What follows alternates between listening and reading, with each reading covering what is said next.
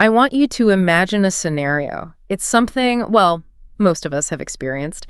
And honestly, it is slightly creepy when you stop to think about it. Oh, I think I know where you're going with this. You probably do. So you are sitting quietly, maybe you're reading a book or just, relaxing on the couch, and suddenly you feel your phone vibrate in your pocket. Right, that familiar little buzz. Exactly. So you immediately reach for it, you pull it out, you tap the screen, and it is completely blank. Nothing there at all. No messages, no missed calls, nothing. Your pocket was empty or your phone was on silent the whole time. You imagine the vibration entirely. It is such a bizarre physical reaction. Yeah. Your brain essentially hallucinates a physical sensation just because it's anticipating a digital interaction. Yeah. The crazy thing is, it happens to almost all of us now. Right. And that is the perfect starting point for what we are doing today. Welcome to today's deep dive. We are looking at a really interesting stack of notes and research on a topic we all struggle with, which is becoming digital detached. It is a great topic. It really is. Our mission today is to understand the mechanics of why we feel so digitally overloaded. And because you, our listener, are working on mastering the English language, we are going to take our time today. Absolutely. We want to naturally explore some essential English vocabulary to help describe this very modern experience. Yes, exactly. We want to give you the words to talk about this, and most importantly, we are going to figure out how to set healthy limits with our technology. Because I am definitely guilty of checking my phone for absolutely no reason. Oh, I mean, we all are. And setting limits is vital because the goal here is not to just throw your laptop out the window and go live in a cave. As tempting as that sounds sometimes. Right. But we need to look at practical, sustainable ways to exist in the modern world without letting it completely hijack our attention. I am really glad you brought up that idea of our attention being hijacked, because before we can talk about stepping away from our screens, we have to understand the invisible forces keeping us hooked. We have to know what we are fighting against. Exactly. And the research we are looking at today uses a fascinating phrase. They describe the modern smartphone user as a notification zombie. A notification zombie. It's a very descriptive term. It paints a picture, right? It really does. When you think of a zombie in a movie, it's this creature walking around on autopilot, not really conscious of what it's doing. Just sort of stumbling around. Yeah, exactly. Yeah. And that is exactly what happens to us. We wander through our days reacting to beeps and buzzes without any conscious thought. Wow. And that connects directly to the phenomenon you mentioned at the start, the phantom vibration. Okay, I want to break down that phrase for our listener because it is incredibly useful. The word phantom. Right. Phantom describes something that feels real to your senses, but does not actually exist in physical reality. Like a ghost. Yeah, a ghost is a perfect example. So a phantom vibration is your nervous system basically playing a trick on you. But I have to ask, why is our nervous system doing that? Are we just that bored? Well, it's actually much deeper than boredom. To understand the phantom vibration, we have to look at the underlying neurobiology of what is called digital overload. Okay, neurobiology, that sounds serious. It is. When you open a social media app or check your email, you are not just looking at pixels on a screen.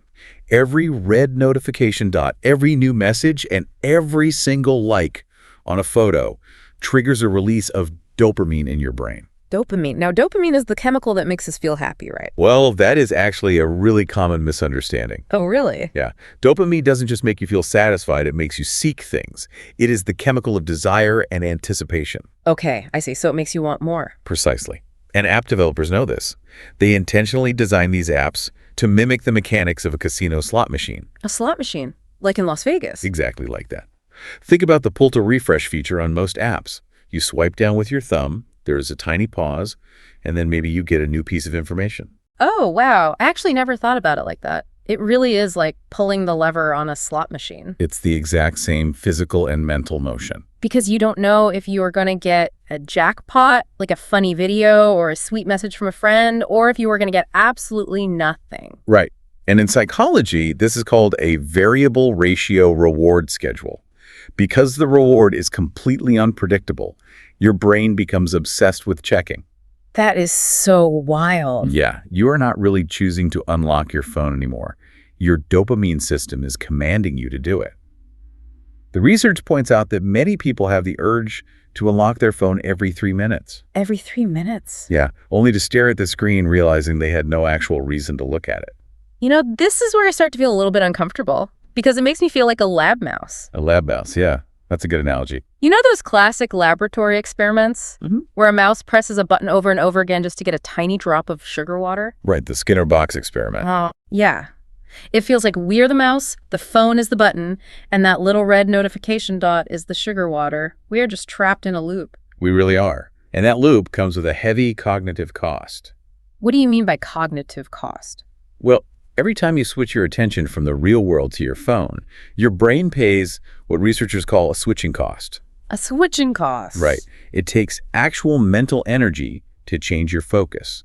When you do this hundreds of times a day, it leads to a severely fragmented attention span. So you just can't focus on anything for very long. Exactly. Yeah. You lose the ability to focus deeply on a single complex task. Yeah. And you end up living in this chronic state of digital anxiety, constantly fearing you are missing out on something important. Wow. So if an English learner wants to describe this frustrating experience to a friend or a colleague, there are some really great everyday phrases native speakers use. Absolutely. We have already covered the keywords like notification, phantom vibration, and distraction, but the idioms are where the language really comes alive. For example, you will often hear a native speaker say, "I am glued to my phone." I am glued to my phone. That is a highly visual idiom. It really is. When someone says they're glued to their screen, they are expressing that their eyes are locked onto the device so tightly, it feels as though a physical adhesive is literally holding them there. Like actual glue. Yeah. It captures that feeling of losing your free will perfectly. Another great phrase to express the cognitive cost we just discussed is, my attention span is getting shorter. That's a very common one to hear these days. Right. For our listeners, an attention span is the length of time you can concentrate on a mental task before your mind wanders off. I hear people say this all the time. Now, they complain that they can no longer sit down and read a long book because their attention span is just gone. It is a very common side effect of the dopamine loop. So the logical question is, how do we break the loop? Right. Because if our brains are being manipulated by these variable rewards and our attention spans are shrinking, it feels like the only logical solution is really dramatic. How so?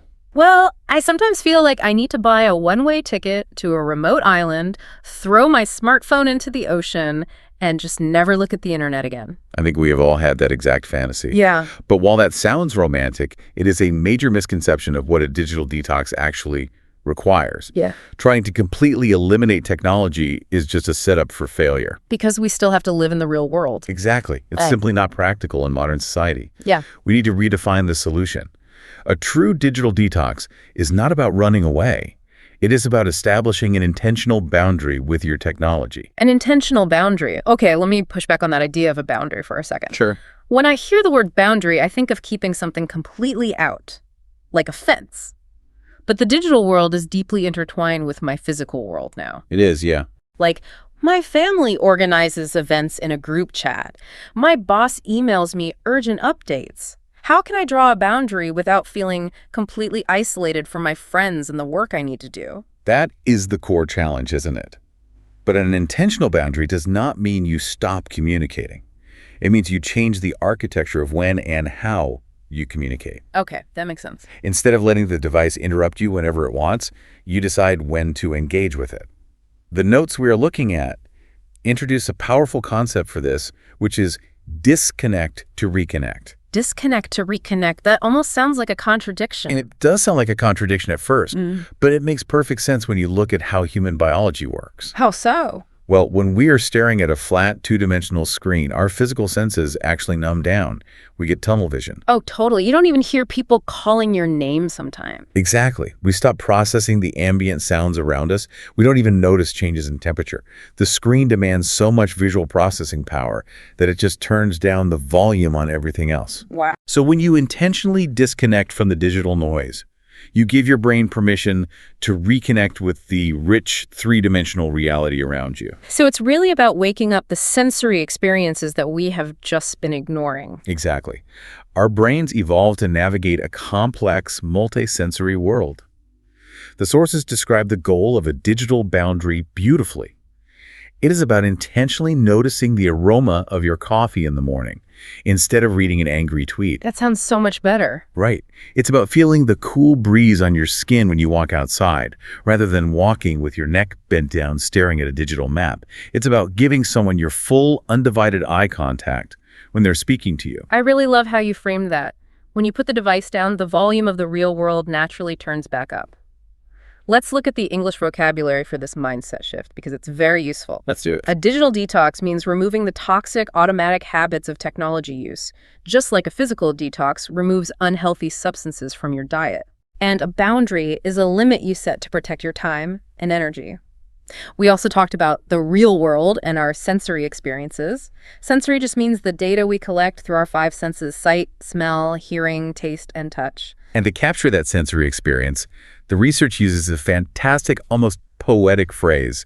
They say we need to feel the texture of life. Feel the texture of life. I really want our listeners to remember that one. It's a great phrase. It is. The word texture usually describes the physical feel of a surface, like the roughness of a stone or the softness of a sweater. Yes. But when native speakers use it metaphorically here, the texture of life refers to the depth, the warmth, and the complex details of living in the physical moment, as opposed to the flat, smooth glass of a phone screen. It perfectly illustrates the difference between existing online and actually living offline. So we understand the psychology of why we are hooked, and we understand the philosophy of why we need boundaries. But how do we actually do it? Like, if a listener wants to start building these boundaries tonight, where do they begin? We need to move from the theory into actionable habits. The key is to start small. The research outlines a concept called digital weight loss. Digital weight loss. Okay. Yeah. Just as you wouldn't try to lose 50 pounds in a single day by starving yourself, you shouldn't try to fix your attention span by turning off your phone for a week. That would just make you miserable. Exactly. You adopt micro practices instead. The sources highlight 3 highly effective steps to gently detach. Let's walk through them. Practice number 1 is no phones in bed. The rule is basically to declare your bedroom a complete no-phone zone. This is arguably the most important habit because it directly impacts your sleep architecture. Most people use their phones right up until they close their eyes. I am definitely guilty of that. The problem is that phone screens emit a high concentration of blue light. And from an evolutionary standpoint, blue light signals to your brain that the sun is high in the sky and it is the middle of the day. Wait, really? So staring at the screen is essentially lying to your biological clock? Yes, that's exactly what it's doing. The blue light actively suppresses the production of melatonin, which is the hormone responsible for initiating sleep. Oh, wow. By keeping the phone out of the bedroom, you allow your brain to naturally wind down. The research strongly suggests buying a cheap, physical alarm clock instead of relying on your phone's alarm. That makes total sense because if your phone is your alarm, the very first physical action you take upon waking up is grabbing your phone. Right. And once it is in your hand, well, you are going to check your notifications. You just can't help it. Exactly. Which leads us to practice number 2, the 1-hour morning window. The 1-hour morning window, what is that? This practice challenges you to leave the first 60 minutes after waking up completely blank. No phone, no news, no checking messages at all. I have to admit that sounds incredibly difficult, but also very protective. I like to think of this 1-hour morning window using an analogy. Okay, let's hear it. Imagine you're about to do a really intense physical workout at the gym. You would never just walk in and immediately try to lift the heaviest weights. No, you'd hurt yourself. Right, you would stretch first, you would warm up your muscles. That is a very fitting analogy. Yeah. Your brain requires a similar warm-up period. Yeah, because if you wake up, roll over, and immediately read a stressful email from your boss or see some alarming news headline, it is the equivalent of trying to lift a heavy weight without stretching. Absolutely. It spikes your cortisol, your stress hormone, before your feet have even touched the floor. You start your day in a reactive state instead of a proactive state. Exactly. The sources suggest using that first hour to just drink a glass of water, open the curtains, and stretch your mind with the peaceful reality of your own home. I love that. Drink water, open the curtains, simple things. By protecting that morning window, you are preserving your mental energy for the tasks that actually matter. And that philosophy extends to the third practice, which is silence, non-essentials. Silence non-essentials. This means going deep into your phone settings, right? Yes, You turn off the pop-ups, the banners, and the vibration alerts for every single social media app and news feed. Wow, turn them all off. All of them. You only allow notifications for truly essential things, like maybe text messages from family or calendar alerts. So what does that actually accomplish? What you are doing here is addressing the cognitive cost we discussed earlier. You are eliminating the context switching. Instead of being constantly interrupted by a slow drip of random information, you can practice what's called batching. Batching. Right.